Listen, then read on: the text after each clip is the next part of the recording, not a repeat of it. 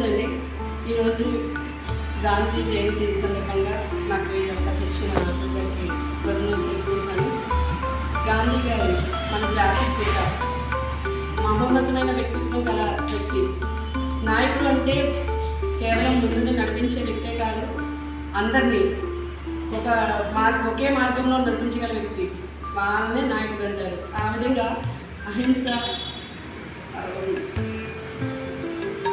శాంతి కోరుకుని ఎటువంటి హింసకి పాల్పడకుండా శాంతియుతంగా కూడా స్వతంత్రం పొందగలము అని నిరూపించినటువంటి గొప్ప వ్యక్తి మహాత్మా గాంధీ గారు.